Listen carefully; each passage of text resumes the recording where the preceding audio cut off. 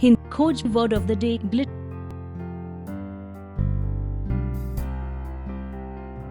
Glee का हिंदी में मतलब आनंद होता है।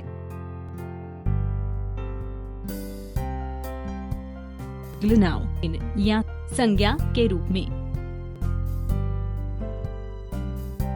Synonyms of Glee: delight, elation, exhilaration, exuberance, joy, pleasure.